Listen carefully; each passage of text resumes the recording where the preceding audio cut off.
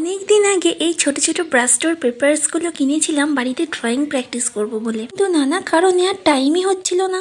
আজকে হঠাৎ করে এই পেপারসগুলো আবার খুঁজে পেলাম, তো ভাবলাম চলো একটু ট্রাই করে দেখা যাক। ভিডিও করব বলে একেবারেই প্রস্তুত ছিলাম না, করতে নিয়ে ভাবলাম একটু ভিডিও বানাই, তো এক হাতে ফোন নিয়ে খুব কষ্ট করে এই ভিডিওটা আমি করেছি। যখন মন দিয়ে কোনো কাজ করি বা প্রফেশনালি কোনো কাজ করি, তখন আমি একেবারেই সেগুলোর ডিটেলস ভিডিও বানাতে পারি না।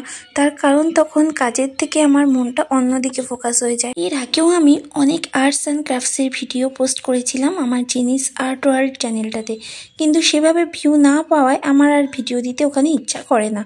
আমি এই কারণের জন্য অনেক দিন ভিডিও বানানো বন্ধ রেখেছিলাম। আজকাল তো মানুষ ভালো জিনিস কম আর খারাপ জিনিস দেখতে স্বাচ্ছন্দ্য বোধ করে বেশি। তো যাই হোক, এবার থেকে আমি চেষ্টা করব আমার এই চ্যানেলে কিছু কিছু করে আর্টের ভিডিও পোস্ট করার। কত কিছু ভাবি করব, কিন্তু নিজের জন্য সময় বের করে ছবি আঁকা আর হয়ে ওঠে না এখন।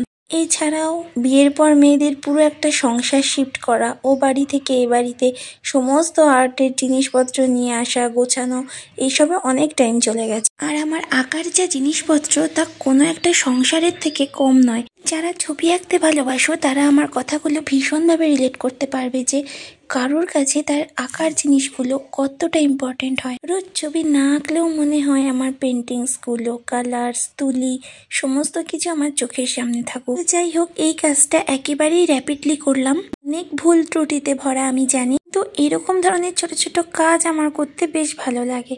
তো এখন যেহেতু বসন্তকাল, কয়েকটা লাল ফুলও অ্যাড করে দিলাম ছবিটাতে। আর বেশি কিছু কাজ করব না।